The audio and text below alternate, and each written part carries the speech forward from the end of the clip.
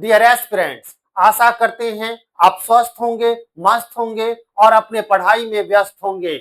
उसी कड़ी को आगे बढ़ाते हुए, उसी व्यस्तता को और आगे बढ़ाते हुए हम आपके लिए आज एक छोटी सी रणनीति लेकर के आए हैं जो काफी कारगर साबित होगा आपके लिए।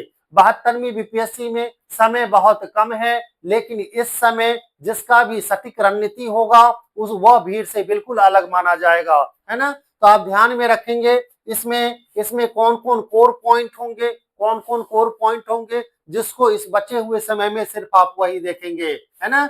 और पिछले बार जो इसका कटअप था 71वीं का, तो आप ध्यान में रखेंगे वो था 88। जनरल की बात कर रहा हूं मैं, 88 था, जबकि उससे पहले बात करें तो 91 था। अगर दोनों का तुलनात्मक अध्ययन करें, है ना, तुलनात्मक अध्ययन करें तो आप जो है 95 यहां तक मान के चल सकते हैं, है ना। ज्यादा आप खुश हैं, है ना, तो 100 तक बना लें, है ना। तो इसके बीच ही आप रखें, टारगेट यही रहेगा, इसी के आगे पीछे घूमेगा कटअप, है ना।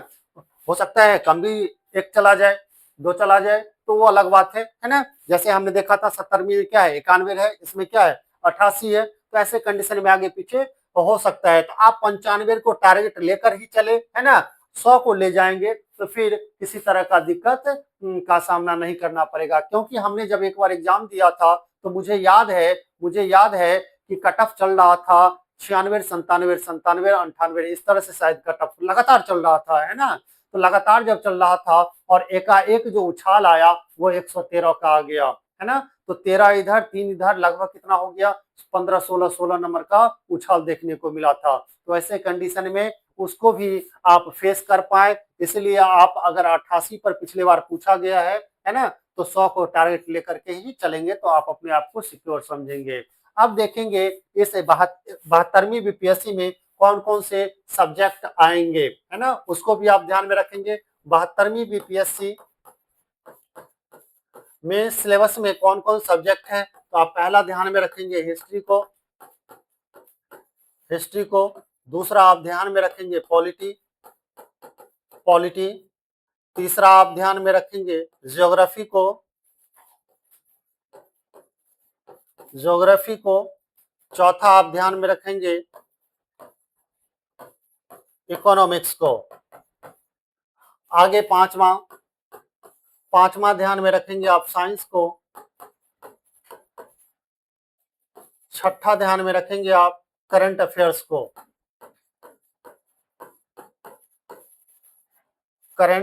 को। सातवां आप ध्यान में रखेंगे बिहार स्पेशल को। और आठवां आप याद रखेंगे रीजनिंग प्लस मैथ।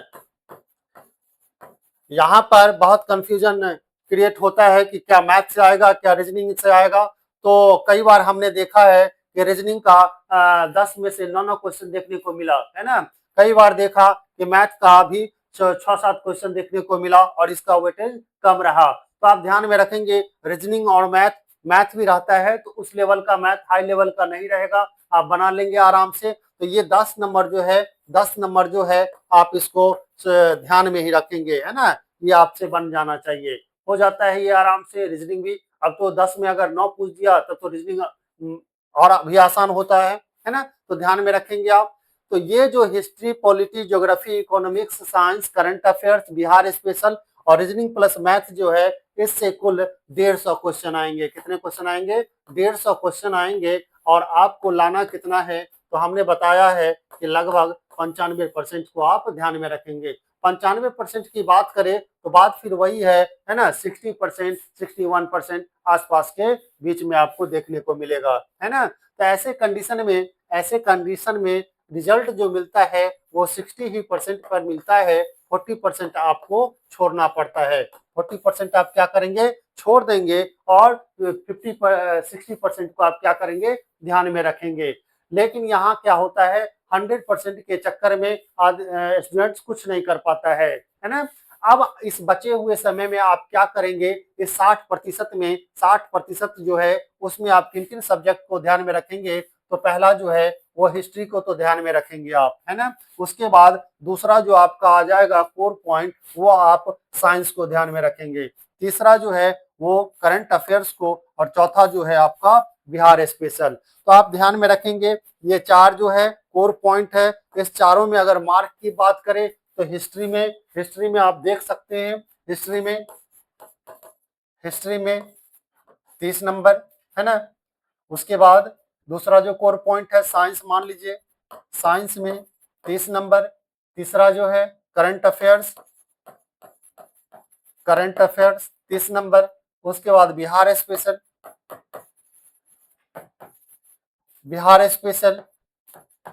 तो इसमें भी आपको 25 क्वेश्चन देखने को मिलता है। ये मैं एवरेज बता रहा हूँ, है ना? 1-2 नंबर आगे पीछे हो सकते हैं, तो लेकिन हमने काफी वॉच किया, है ना? काफी ध्यान से देखा सभी परीक्षाओं को, तो हमें 30 नंबर जो है ये देखने को मिला इसमें हिस्ट्री में। साइंस में भी कभी-कभी 26 क्वेश्चन, है ना? 25 क्वेश्चन भी देखने को मिला था, लेकिन एवरेज आप 30 मान के चल सकते हैं। तो करंट अफेयर्स जो है ये दिन प्रतिदिन, इसमें कमी की तो बात नहीं होगी, है ना? इसमें क्या होगा, बढ़ोतरी होगा करंट अफेयर्स में, तो 30 से कम ना आके इसको 32 भी ये हो सकता है ना? फिर आगे देखिए बिहार स्पेशल, तो ये 25 नंबर का क्वेश्चन आपसे पूछा जाएगा, ठीक है? तो इसमें आप कितना 30, 30, 60, 30, 90, और ये कितना आ गया 90, 100, 115। तो 115 नंबर, यहाँ पर 115 नंबर जो है आप 115 नंबर का तैयारी इस बचे हुए 55 दिनों में करें, है ना? 115 नंबर का। फिर आगे देखेंगे, अब आप क्या ना करेंगे, आप साथ में मार्केट में जो भी नए-नए बुक्स आए हैं, है ना? जो भी आपके मोबाइल पर पीडीएफ वगैरह सब आता होगा, या फिर मार्केट में पीडीएफ का जो प्रिंट आउट करके बेचा जा रहा है, उस सब को आप बिल्कुल ना लेंगे, है ना? आप जिस भी टीचर को टारगेट किए हुए हैं कि यही टीचर हमारा बेड़ा पार करेंगे, है ना? इन्हीं टीचर के संपर्क में रह के हम क्वालिफाई अवश्य करेंगे, तो विश्वास जो है उसको बरकरार आपको रखना होगा। विश्वास क्योंकि करना आप ही को है, एक सही गाइडलाइन मिलना चाहिए आपको, बाकी सारा काम आपको करना होता है। पीटी कोई उस तरह का है नहीं जिसको आप हवा बना दें, है ना? लेकिन यह अपने आप में काफी इंपॉर्टेंट है, क्योंकि जब तक आप इसे क्वालिफाई नहीं करेंगे तब तक मेंस का दरवाजा आपके लिए नहीं खुलेगा। तो पीटी पर विशेष फोकस करेंगे आप, है ना? अभी बचे हुए समय में और कुछ नहीं देखेंगे, जो भी अभ्यर्थी 72वीं बीपीएससी भरे हैं, वो बचे हुए समय में इस पर विशेष ध्यान देंगे।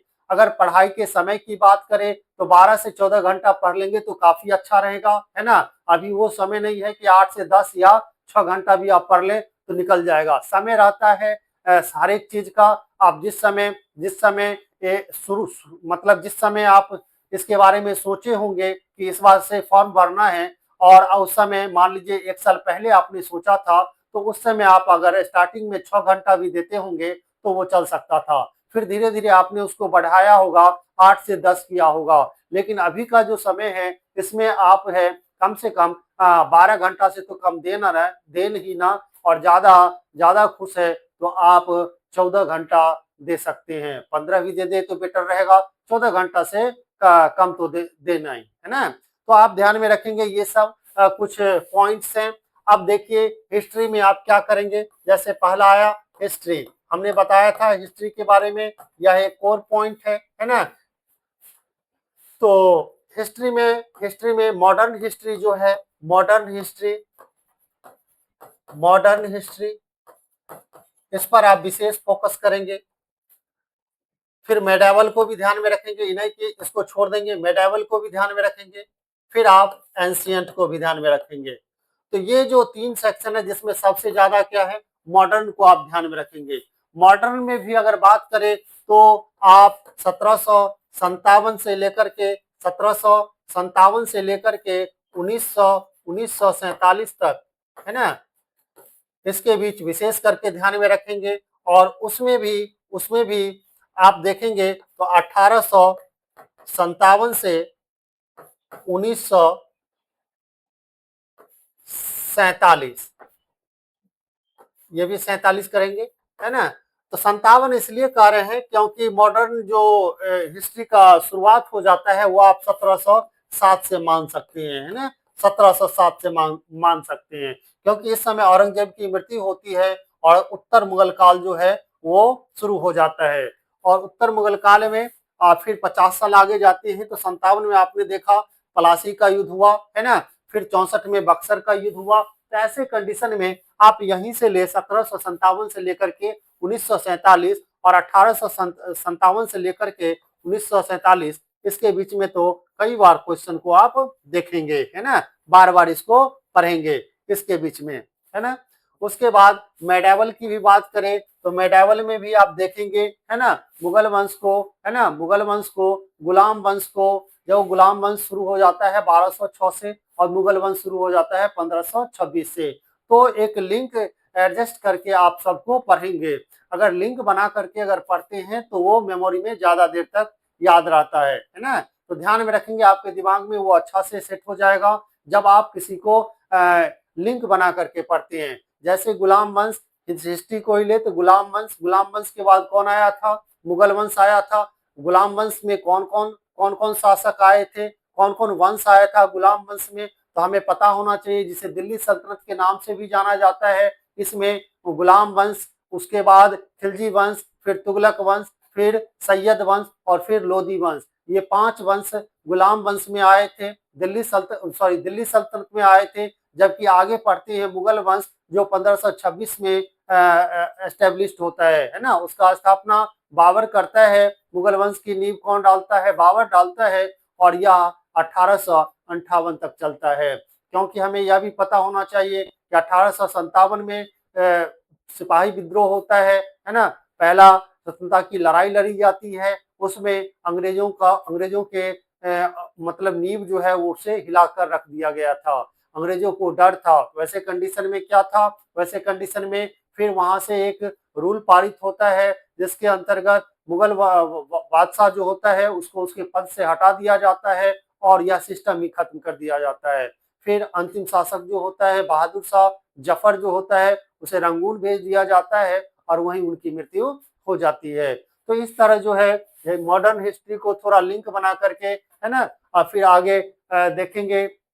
मेडाइवल देख लेंगे, मॉडर्न देख लेंगे। मॉडर्न में 1857 का क्रांति हो गया, पलासी का युद्ध हो गया, बक्सर का युद्ध हो गया, और भी वहां से जो जो गवर्नर वाइसराय से रिलेटेड जो भी घटनाएं हैं आप उसको ध्यान में रखेंगे। कभी कभी घटनाएं दे देगा और पूछेगा यह किस गवर्नर के समय में हुआ था। वैसे कंडीशन में आप स्टार्टिंग 1700 आई थिंक 1757 यहाँ से लेकर के उसके बाद 1948 तक 1948 तक आप ध्यान में रखेंगे।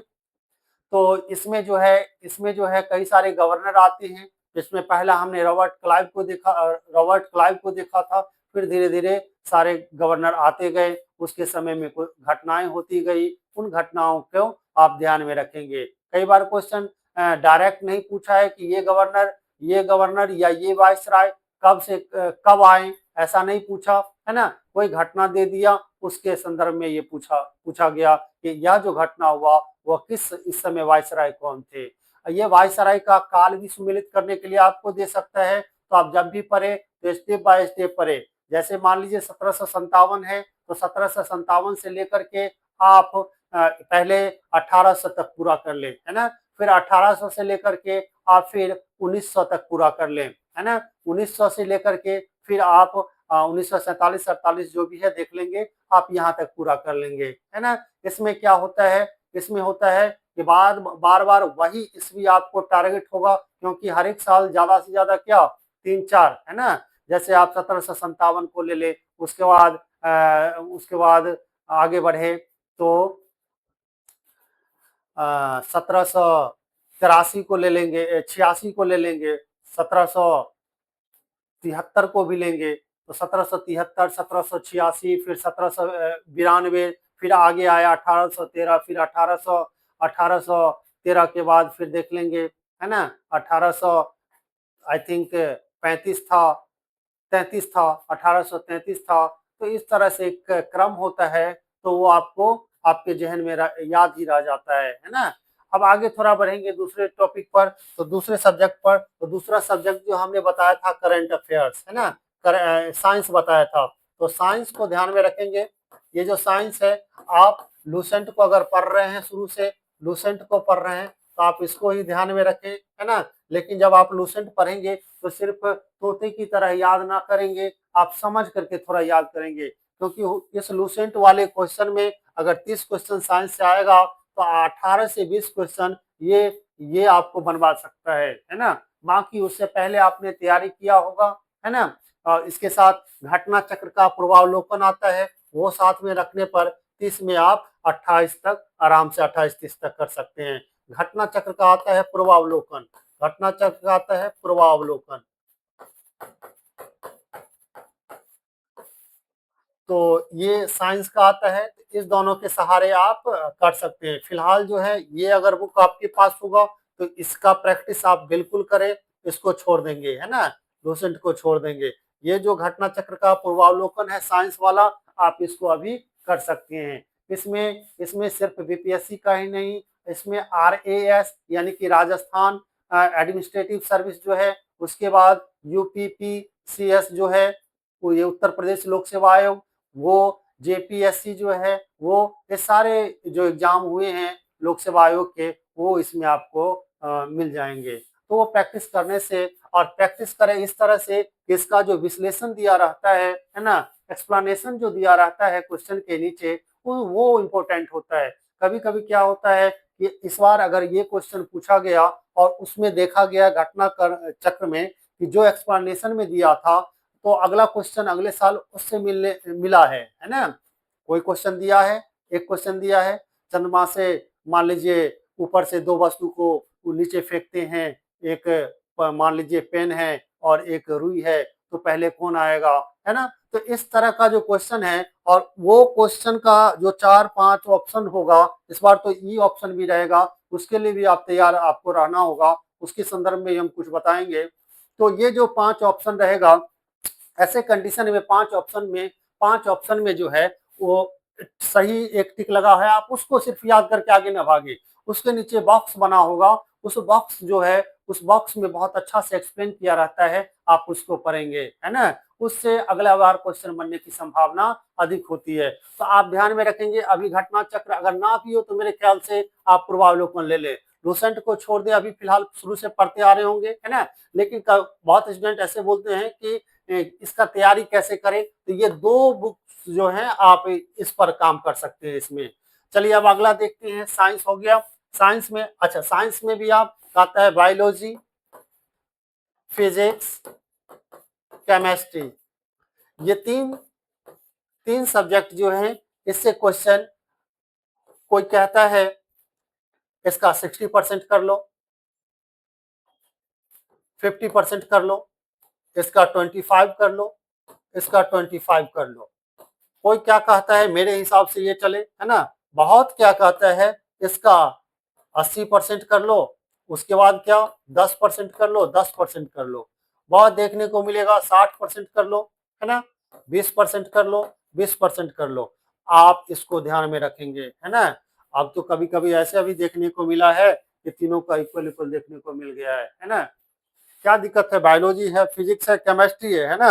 अब 50 क्वेश्चन यानी 50%, 30 में 50% देखें तो कितना आ जाएगा, 15 क्वेश्चन, है ना?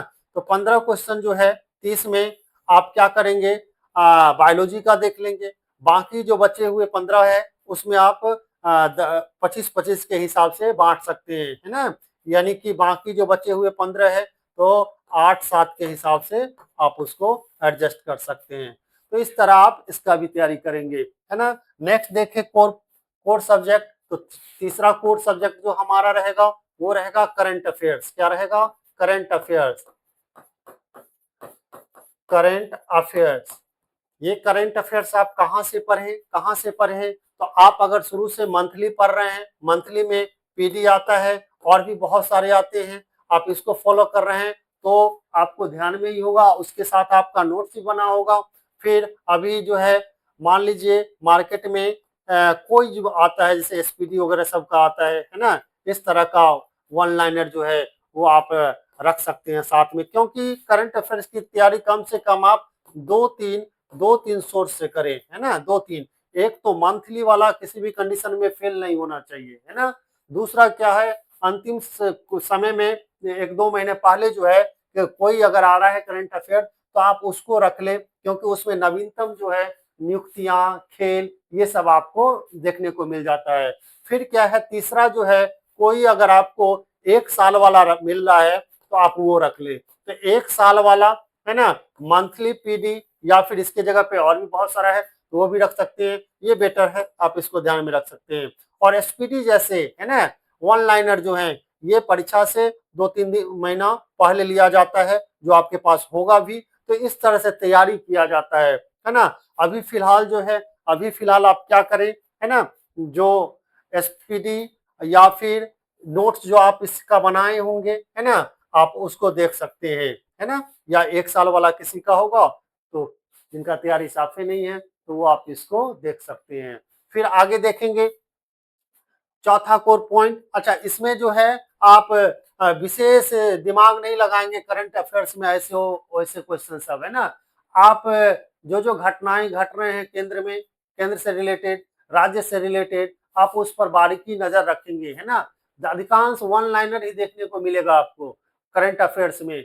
विशेष अगर 30 क्वेश्चन है तो 5-6 क्वेश्चन ऐसे ले जिसको वो ऑप्शन का ऑप्शन बना करके दे सकता है। बाकी जो है 22, 23, 25 क्वेश्चन जो रहेगा उसमें क्या आपको मिलेगा, वन लाइनर क्वेश्चन है कि ये सबमिट कहाँ हुआ, है ना। इस सबमिटर ये अगला जो है, जैसे हमने आपको बताया था इंडेक्स के बारे में, यह इंडेक्स इस इंडेक्स को कौन जारी करता है, इसके कौन कौन से आयाम है ना। तो वन लाइनर क्वेश्चन ही ज्यादा देखने को मिलेगा, विशेष उसको ये ना बनाएंगे। छह छह सात क्वेश्चन ऐसे देखने को मिलेगा जिसमें आपको थोड़ा लगेगा कि इसमें है कुछ। अब आगे देखेंगे चौथा कोर पॉइंट, वो आप बिहार स्पेशल को देखेंगे, बिहार स्पेशल को देखेंगे। ये बिहार स्पेशल जो है, आप आपके पास नोट्स होगा, बुक्स होंगे। जैसे बुक में देखें तो इम्तियाज अहमद तो है, उसका ऑब्जेक्टिव भी आता है और सब्जेक्टिव भी आता है। अगर आप शुरू से पढ़ रहे हैं इम्तियाज अहमद को तब तो उसी को फॉलो करें, उसका अभी फिलहाल वो उसके साथ जो ऑब्जेक्टिव आता है इम्तियाज अहमद का उसको आप कर ले, है ना। अभी आपके बीसी नैनो जो है, अगर आप शुरू से पढ़ रहे हैं, है ना, तो आप उसको भी फॉलो कर सकते हैं। बहुत सारे बुक्स हैं, है ना। तो इम्तियाज अहमद को मैं कहूंगा, है ना, इसका जो ऑब्जेक्टिव इम्तियाज अहमद का बिहार स्पेशल में आता है, फिलहाल आप वो एक बार कर लें, है ना। इसमें बिहार में आपका वही आएगा, बिहार का हिस्ट्री, ज्योग्राफी, पॉलिटी, इकोनॉमिक्स, तो ये सब इसमें करंट अफेयर्स तो उसमें चला जाएगा। अगर बिहार का भी रहेगा तो वो जो 30 नंबर है उसमें चला जाएगा। तो इसलिए बोले तो करंट का जो है कभी कभी 30 और आगे पीछे भी होता है, 32 भी देखने को हमें मिला है। तो बिहार स्पेशल में आप इतने को ध्यान में रखेंगे। फिर इकोनॉमिक्स जो है, इकोनॉमिक्स में बिहार का बजट को, आर्थिक सर्वेक्षण को, है ना, आप इसे विशेष ध्यान में रखेंगे। साथ ही जो जो योजनाएं हैं, है ना, उसको भी आप ध्यान में रखेंगे, बिहार से रिलेटेड और केंद्र से रिलेटेड। ये सब इकोनॉमिक्स का पॉइंट है ना। देखेंगे इकोनॉमिक्स में भी क्या करना है, हल्का फुल्का समय बता देंगे। ये चार जो है इसको तो अभी आप विशेष करके ध्यान में रखेंगे। अब कुछ अलग अलग सब्जेक्ट जो और है, जैसे मान लीजिए इकोनॉमिक्स ही है, इकोनॉमिक्स में चूंकि आपको इसमें कुछ ऐसे टॉपिक हैं जो आपको 3-4 दिन पहले अगर करेंगे तो वो काफी फायदे होगा इकोनॉमिक्स में। जैसे मान लीजिए जनगणना की बात करते हैं, है ना, तो वो जनगणना नहीं जो अभी चालू है, ये जनगणना 2011 वाला ही आएगा, तो जनगणना को आप देख लेंगे। 4-5 दिन पहले देखेंगे तो डाटा सब याद रहता है थोड़ा, क्योंकि कितना भास्ट है ये सब सिलेबस, वो तो आप भी समझ रहे हैं। तो ध्यान में रखेंगे। भास्ट करने का मतलब यूपीएससी की तरह तो नहीं है, लेकिन उन अभ्यर्थियों के लिए है ना, जो अभी कुछ सालों से तैयारी कर रहे हैं, है ना। तो ध्यान में रखेंगे इकोनॉमिक्स जो है, इकोनॉमिक्स में आप देखेंगे ये सेंटर का भी देख लेंगे, आप केंद्र का भी देख लेंगे, सेंटर का भी देख लेंगे, सेंटर का भी देख लेंगे और स्टेट का भी देख लेंगे, दोनों का, है ना। तो सेंटर में अगर आप देखेंगे तो इसमें सेंटर में आप आर्थिक सर्वेक्षण देखेंगे और बजट को देखेंगे, है ना। जनगणना तो सारा ही एक ही आ जाएगा। उसके बाद बिहार में भी आप देखेंगे, बिहार बजट को देखेंगे, बिहार आर्थिक सर्वेक्षण को देखेंगे। सेंटर से रिलेटेड जो भी योजनाएं हैं सरकार की, है ना, वो आप देखेंगे। बहुत सारे राज्य भी कभी कभी योजना है, ये नहीं कि हम बिहार का एग्जाम दे रहे हैं तो बिहार के योजना से पूछेगा, है ना, और सीधे सेंटर जो योजना पारित करता है वही पूछेगा। कुछ ऐसे भी योजना है जो हमारे पड़ोसी राज्य है, वो अगर कुछ इम्प्लीमेंट कर रहे हैं तो उससे भी रिलेटेड पूछा जाता है ना। तो ध्यान में रखेंगे, आसपास कुछ ऐसा योजना जो लगे कि हाँ इसमें दम है तो आप उसको ध्यान में रख सकते हैं, चाहे वो तेलंगाना का ही क्यों ना हो, है ना। तो आप ध्यान में रखेंगे। तो ये जो है स्टेट और सेंटर का दोनों चीज देख लेंगे। उसके बाद एक पंचवर्षीय योजना आता है। सवाल ये है कि कभी कभी क्वेश्चन उससे देखने को मिलता है, कभी देखने को नहीं मिलता है ना, लेकिन फिर भी आप उसको इग्नोर करके नहीं जाएंगे। इकोनॉमिक्स में पंचवर्षीय योजना को भी आप ध्यान में रखेंगे, है ना। उसके बाद आप आगे देखेंगे कि अगला सब्जेक्ट ज्योग्राफी का है। तो ज्योग्राफी में अगर आप हम जान 4 कोर पॉइंट के अलावा अगर कभी कभी बीच में दूसरे सब्जेक्ट को भी साफ छोड़ नहीं देंगे, बीच बीच में उल्टाते रहेंगे और सिर्फ एक झलक देख करके छोड़ देंगे, लेकिन 4 जो कोर सब्जेक्ट है आप उसी को ध्यान में रखेंगे। अब ज्योग्राफी की बात करें तो ज्योग्राफी पे में मेरे ख्याल से अभी आप क्या करें, सिर्फ मैपिंग वाला काम करें, सिर्फ मैप देखे और कुछ ना करे, है ना। सिर्फ मैप देखे और कुछ ना करे, मैप देखते रहेंगे कहाँ पे कौन सा महाद्वीप है ना। अभी जैसे मान लीजिए ये वाला जो है क्या हॉर्मुज जल संधि जो है उसके इर्द गिर्द क्वेश्चन सब काफी अच्छा बनाया जा सकता है, आप उसको ध्यान में रखेंगे, है ना। और भी बहुत सारे हैं, उसके अलावा भी बहुत सारे मैपिंग वाले क्वेश्चंस होते हैं, उसको आप ध्यान में रखेंगे। तो ज्योग्राफी भी हो गया। फिर आगे देखते हैं और कौन सा सब्जेक्ट आ जाएगा आपका, पॉलिटी आ गया। पॉलिटी में देखेंगे, पॉलिटी में आप एम लक्ष्मीकांत को शुरू से, अगर जो भी पीएससी के कैंडिडेट है वो तो उन्हीं को फॉलो करते होंगे, है ना। एम लक्ष्मीकांत, और एम लक्ष्मीकांत से आपने एक नोट्स बनाया होगा, है ना। मैंने भी बहुत स्टूडेंट्स को बनवाया था, है ना। तो ऐसे कंडीशन में आप उस नोट्स को देखें और या फिर आप बुक में ही जो हाईलाइटेड किए हैं, है ना, उसको बार बार पढ़ सकते हैं। लेकिन ध्यान में फिर मैं बार बार वही कहूंगा, वो जो 4 सब्जेक्ट हमने बताया है आप उसी को विशेष ध्यान में रखेंगे। ये बीच बीच में सप्ताह में एक बार अगर आप इसको देख रहे चाहेंगे तो देख सकते हैं, है ना। तो देखेंगे तो इसमें जो आर्टिकल्स होते हैं 1 से 51 तक आप उसको तो विशेष करके ध्यान में रखेंगे। उसमें एक एक चीज याद होना चाहिए आपको 1 से 51 तक, क्योंकि इससे आपको क्वेश्चन 1 2 3 देखने को मिल सकता है ना। तो 1 से 51 आर्टिकल है, आप इसको विशेष करके ध्यान में रखेंगे। बाकी आर्टिकल्स भी है उसको भी आपको स्किप करके देखना होता है, सभी आर्टिकल्स को ध्यान में नहीं रखना होगा। टोटल कितने हैं, 395 रहे, है ना। वर्तमान में देखा जाए तो सब टॉपिक बनाते बनाते 465-70 के आसपास पहुंच चुका है ना। फिर आगे जो है वो लास्ट हम देखेंगे कौन सा, रीजनिंग और मैथ का देखेंगे। रीजनिंग का प्लस मैथ का देखेंगे। ये रीजनिंग मैथ से 10 क्वेश्चन पूछा जाता है और 200 का 10 क्वेश्चन बहुत ही आसान होता है। आप 10 में आराम से 9, है ना, जल्दीबाजी में अगर गलती भी हो जाए तो 9 से कम जो है वो ना करेंगे तो बेटर रहेगा, है ना। एक क्वेश्चन हो सकता है आप इधर उधर कर दें, है ना, लेकिन और क्वेश्चन का लेवल भी उस तरह का मैथ का नहीं रहता है ना।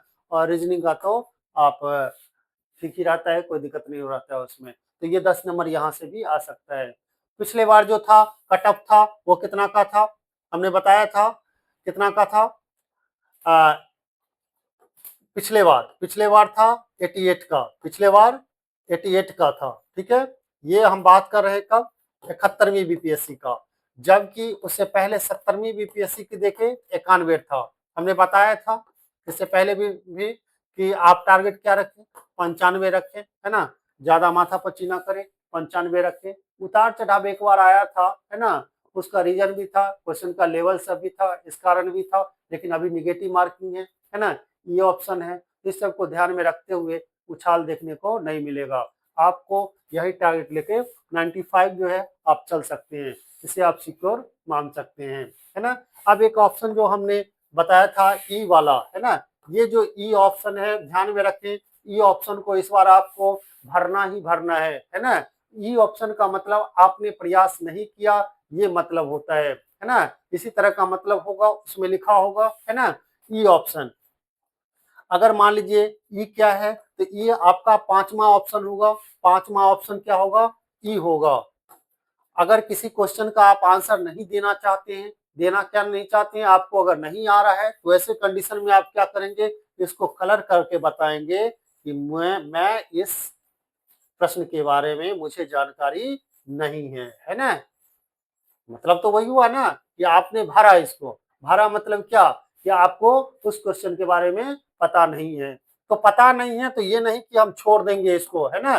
जैसे पहले करते थे, इसको क्या, जो पता नहीं रहता था उसको छोड़ करके निकल जाते थे, है ना।